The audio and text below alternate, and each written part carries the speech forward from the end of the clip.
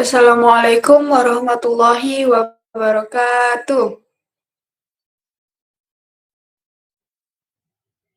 Waalaikumsalam warahmatullahi wabarakatuh. Nah, anak-anak, bertemu lagi dengan Ibu dalam mata pembelajaran Sejarah Kebudayaan Islam. Materi yang akan kita bahas yaitu agama dan kepercayaan masyarakat Arab sebelum agama Islam. Nah, sebelum memulai pembelajaran, ada baiknya kita membaca doa terlebih dahulu supaya pembelajaran kita hari ini dapat berjalan dengan baik dan lancar. Juga semoga materi yang akan Ibu sampaikan dapat kalian terima dengan baik. Berdoa dimulai.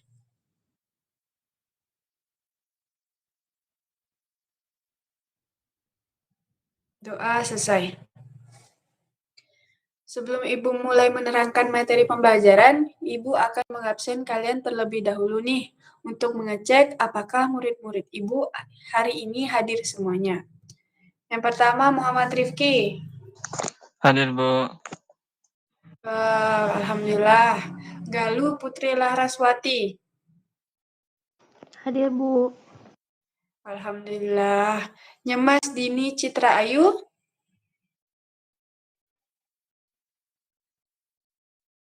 Nak nyemas? Mana nih nak nyemas nih?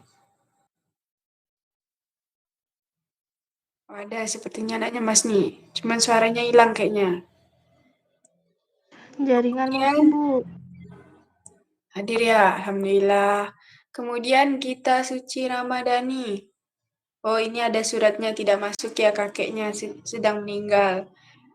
Kita doakan semoga kakek kita amalnya diterima oleh Allah dan keluarga yang ditinggalkan dapat menjadi tabah. Amin. Kemudian selanjutnya Maya Sari. Maya Sari sakit ya? Udah 2 hari dia tidak masuk nih. Alhamdulillah sudah Ibu absen semua. Dan Ibu lihat suasana hari ini lagi cerah. Semoga kalian semua sudah siap untuk mengikuti pembelajaran kita hari ini ya. Ya, Bu.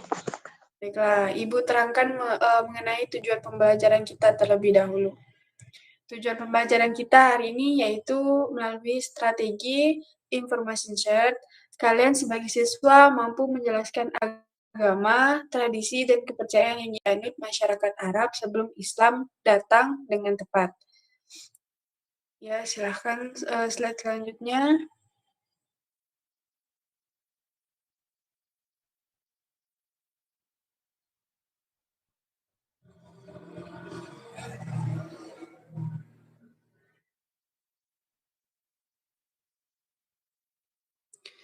Nah, yang pertama yaitu Ibu akan menjelaskan mengenai agama yang dianut masyarakat Arab sebelum adanya Islam. Dalam sejarah lampau, masyarakat Arab sudah mengenal nama Allah sebagai sesuatu yang layak disembah dan zat yang maha terpuji. Ajaran ini adalah agama Tauhid atau disebut juga dengan agama Hanif yang dibawa oleh Nabi Ibrahim alaihissalam, kemudian dilanjutkan oleh putranya Nabi Ismail alaihissalam. Perjalanan hidup Nabi Ibrahim bersama istrinya yaitu Siti Hajar dan putranya Nabi Ismail alaihissalam membuahkan sejumlah ajaran dan kebudayaan Islam yang sampai sekarang terpelihara, seperti Ka'bah, makam Ibrahim, Hajar Ismail, dan peristiwa kurban. Bahkan proses perjalanan kehidupan keluarga ini diakui oleh umat Islam dalam salah satu rukun haji.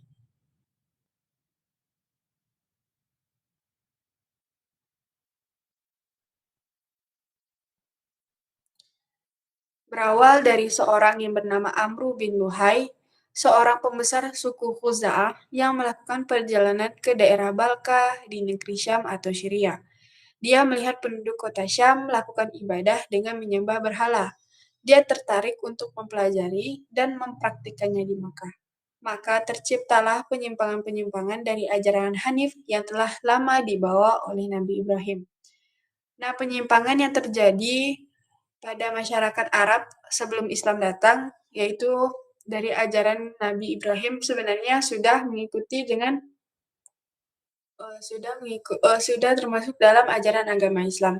Namun dari Amru bin Luhai inilah seorang pembesar suku Khuza'ah yang melakukan penyimpangan terhadap ajaran yang dibawa oleh Nabi Ibrahim pertama kali di Mekah.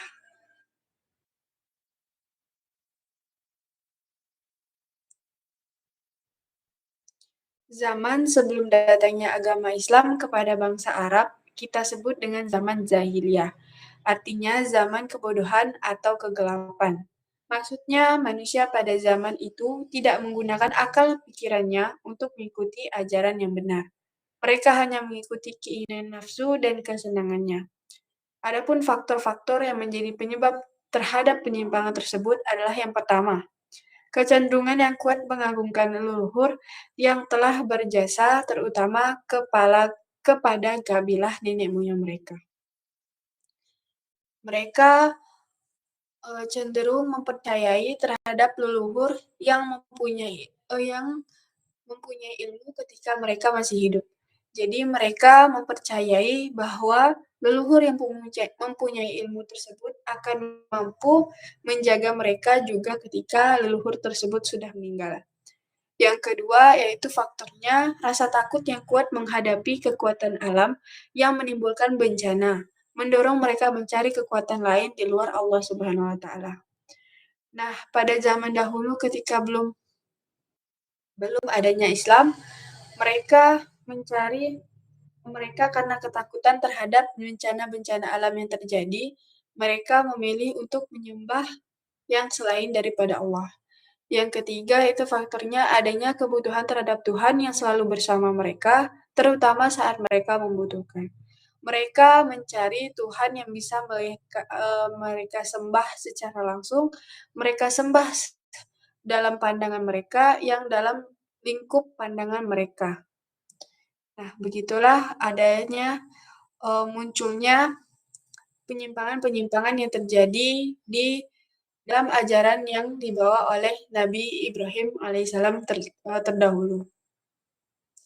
Yang kedua, Ibu akan membahas mengenai kepercayaan masyarakat Arab sebelum Islam. Yang pertama yaitu menyembah berhala. Patung berhala yang diberi nama Hubal dan diletakkan di Ka'bah. Berhala Hubal menjadi pimpinan berhala lainnya seperti Lata, Uzza, dan Manat. Hubal yakni berhala yang terbuat dari batu akik berwarna merah dan berbentuk manusia. Hubal, dewa mereka yang terbesar diletakkan di Ka'bah. Kemudian Lata, berhala yang paling tua ditempatkan di Taif. Uzza ditempatkan di Wadi Nakhlah, Hijaz, dan patung Manat ditempatkan di Yasrib atau Madinah. Dia, Amru bin Luhai, yaitu orang yang pertama kali melakukan penyimpangan terhadap ajaran yang dibawa oleh Nabi Ibrahim, mengajarkan kepada masyarakat Mekah cara menyembah berhala. Sehingga masyarakat meyakini bahwa berhala adalah perantara untuk mendekatkan diri kepada Tuhannya. Sejak itulah mereka mulai membuat berhala-berhala sehingga mencapai 360 berhala. Bayangkan sampai 360 berhala yang diletakkan mengelilingi Ka'bah. Mulailah kepercayaan baru masuk ke masyarakat Makkah. Kota Makkah menjadi pusat penyembahan berhala. Dari penyimpangan satu orang dibuat hingga 360 berhala di Makkah kala itu. Yang kedua yaitu kepercayaan dengan cara menyembah binatang. Ada masyarakat Arab jahiliyah yang percaya bahwa benda-benda di angkasa seperti matahari, bulan, dan bintang mempunyai kekuatan. Oleh karena itu, mereka memuja dan menyembah benda-benda itu. Mereka menengadahkan tangan ke langit, seraya memohon agar diberi rezeki dan keselamatan. Mereka melihat seperti matahari, bulan itu kan ada setiap hari dalam pandangan mereka juga kelihatan dari jauh besar. Nah, maka sebab itulah yang menjadikan masyarakat Arab menyembah binatang seperti benda-benda angkasa juga seperti matahari, bulan, dan binatang. Yang ketiga yaitu keyakinan masyarakat Arab dengan cara menyembah malaikat. Ibu akan membacakan kalian sebuah surah terlebih dahulu.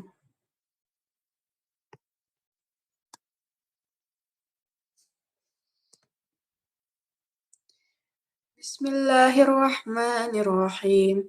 Walahu man fis samawati wal ardi wa man 'indahu la yastakbiruna 'an ibadatihi wa la yastahsirun. Yusabbihuna yusabbihuna al-laila wan nahara la yafturun. Yang artinya, dan miliknya siapa yang di langit dan bumi. Dan malaikat-malaikat yang di sisi-sisinya tidak mempunyai rasa angkuh untuk menyembahnya dan tidak pula merasa letih. Mereka, malaikat-malaikat bertasbih tidak henti-hentinya malam dan siang. Kita umat Islam beriman kepada adanya malaikat, tetapi tidak untuk dijadikan Tuhan atau sesembahan. Di antara masyarakat Arab, ada juga yang memuja malaikat. Mereka percaya malaikat itu adalah putra-putri Tuhan, sehingga mereka menyembahnya seperti menyembah Tuhan. Malaikat hanyalah salah satu ciptaan Allah Subhanahu wa Ta'ala, ya anak-anak ya. Malaikat hanya melaksanakan pekerjaan yang ditugaskan Allah. Oleh sebab itu, malaikat bukanlah Tuhan yang harus disembah dan bukan pula putra-putri Tuhan. Nah, yang sesuai tertuang dalam surah Al-Ikhlas, yaitu Tuhan tidak pula beranak dan tidak pula diberanakan. Yang itu menjadikan kita tidak boleh percaya bahwa malaikat merupakan putra-putri Tuhan. Kita tidak boleh percaya seperti itu. Yang keempat yaitu keyakinan masyarakat Arab dengan cara menyembah jin, roh, dan hantu. Pemujaan terhadap jin, roh, dan hantu yaitu dengan mengorbankan hewan ternak. Hewan itu dipersembahkan kepada jin, roh, atau hantu agar menyelamatkan mereka dari bencana dan tidak mengganggu. Imam Bukhari meriwayatkan sebuah hadis dari sanad dari Ibnu Abbas yang berbunyi, patung-patung yang ada pada zaman Nabi Nuh alaihissalam merupakan patung-patung yang disembah pula di kalangan bangsa Arab setelah itu. Adapun Wud adalah berhala yang disembahkan oleh suku Kaib di Daumatul Jandal, Suwa adalah sesembahan Huzail, Yakus sesembahan suku Murad, kemudian berpindah ke Bani Gatifdi yang terletak di lereng Bukit Sabah. Adapun Ya'uq adalah sesembahan suku Hamdan, Nasr sesembahan suku Himyar, dan keluarga Zihila.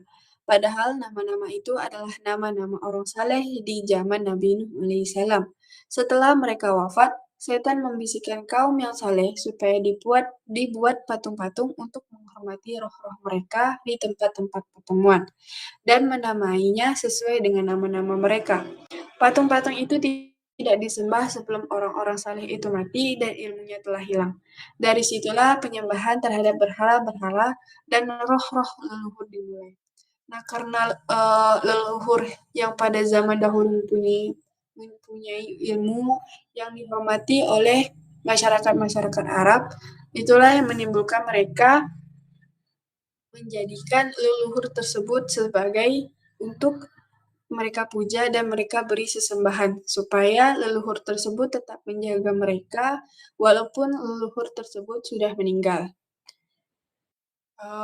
Mungkin hanya ini dapat Ibu sampaikan. Apakah dari anak-anak Ibu ini ada yang ingin bertanya mengenai pembahasan kita tadi? Silakan apabila ada yang ingin bertanya.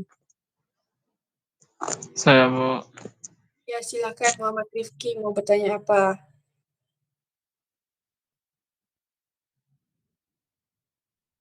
Mungkinkah berhala itu dapat menyampaikan permohonan manusia kepada Allah? Itu saja, Bu. Saja ya pertanyaannya ya. Sebentar ya. Baiklah, Ibu akan jawab. Tidak mungkin, karena berhala hanyalah buatan manusia yang mereka tidak bisa menyampaikan pesan dan permohonan manusia kepada Allah Subhanahu wa Ta'ala. Berhala ini kan dibuatnya dari tangan manusia, terus bentuknya dari benda mati, seperti misalnya dari batu gitu kan, yang nggak mungkin bisa menyampaikan pesan kita kepada Allah Subhanahu wa Ta'ala. Kita kan menyampaikan pesan ke Allah Ta'ala dengan cara berdoa. Kita yang makhluk hidup baru bisa menyampaikan permohonan kita kepada Allah Subhanahu wa Ta'ala. Dapat dipahami, Rifki? Paham Ibu. Alhamdulillah. Mungkin tidak ada yang ingin ditanyakan lagi ya? Iya, Bu. Ada lagi. Sebentar ya anak-anak ya. Mungkin Ibu akan merangkum mengenai pembelajaran kita hari ini. Zaman jahiliyah manusia tidak menggunakan alat dan hatinya untuk senantiasa berperilaku baik dan benar. Jadi, ketika dahulu itu kan masih zaman jahiliyah, yaitu zaman kebodohan. Jadi masyarakat-masyarakat Arab mencari sesembahan yang ada dalam pandangan mereka.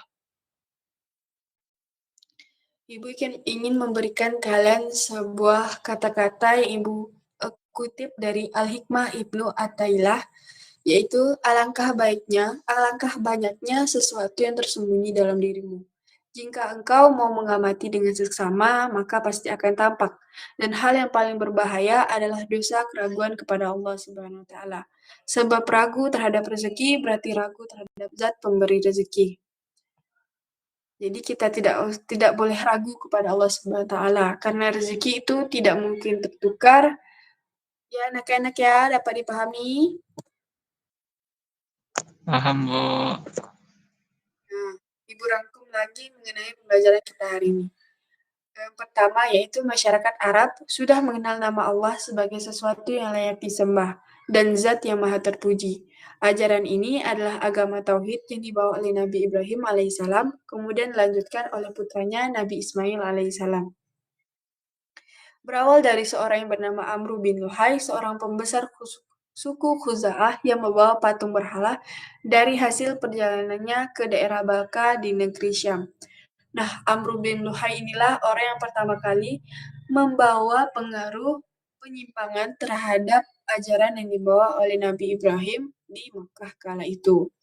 Zaman Jahiliyah artinya adalah zaman kebodohan atau kegelapan, yaitu manusia pada zaman itu tidak menggunakan akal dan pikirannya untuk mengikuti ajaran yang benar. Mereka hanya mengikuti keinginan nafsu dan kesenangannya, yaitu mencari pembenaran dari akal pikiran mereka. Hubal, yakni berhala yang terbuat dari batu akik berwarna merah dan berbentuk manusia. Hubal, dewa mereka yang terbesar diletakkan di Ka'bah. Masyarakat Arab jahiliyah juga menyembah benda langit, malaikat, menyembah jin, roh leluhur, dan hantu. Mereka mencari pembenaran terhadap kepercayaan maupun keyakinan yang mereka yakini pada zaman dahulu. Namun di zaman sekarang kan udah ada yang namanya agama Islam, yaitu kita sebut dengan penyempurna dari agama-agama sebelumnya. Mungkin hanya ini dapat Ibu sampaikan. Sekarang Ibu ingin mengetes kalian. Apakah dari penerangan materi yang Ibu sampaikan tadi dapat kalian pahami atau tidak? Ibu ingin bertanya kepada Galuh. Nak Galuh? Iya, Bu. Ibu ingin bertanya kepada Nak Galuh. Coba kamu jelaskan secara singkat sejarah penduduk Mekah menjadi kaum berhala. Silakan Nak Galuh. Baik, Bu. Menurut yang saya pahami dari penjelasan Ibu tadi, yaitu kemunduran moral dan akhlak adalah penyakit yang mengantarkan manusia ke dalam jurang kebodohan dan kebinasaan.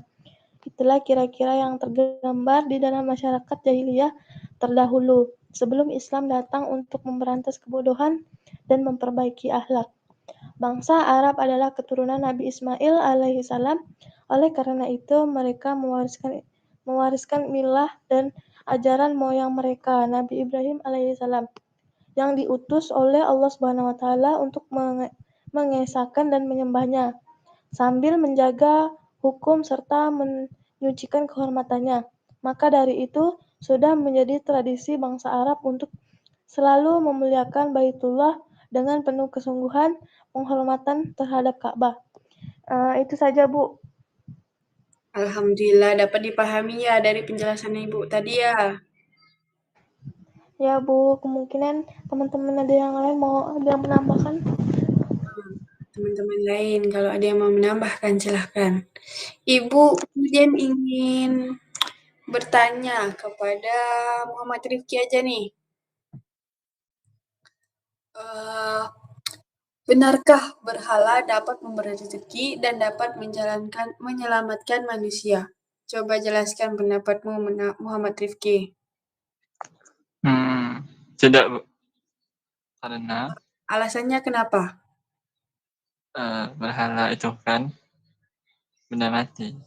Dari batu, dari kayu, dan benda mati itu tidak dapat melakukan itu. Melakukan Rezeki ya, benar. ya, Benar sekali. ya. Kasih aplaus untuk Galuh dan Rifki.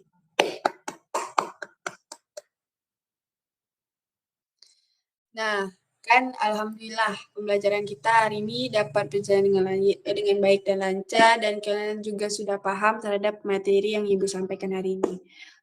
Untuk tugas minggu depan, silakan rangkum materi kita selanjutnya, yaitu mengenai masa kecil Nabi Muhammad SAW ya.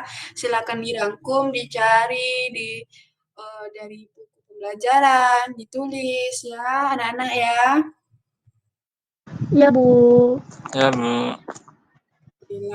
Semoga pembelajaran kita hari ini dapat menjadikan pembelajaran kita ke depannya mengenai kita tahu sejarah-sejarah sebelum adanya Islam datang kepada kita.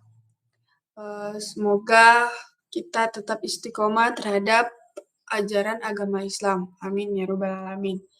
Mungkin hanya ini yang dapat Ibu sampaikan. Wabillahi taufiq wal hidayah. Wassalamualaikum warahmatullahi wabarakatuh.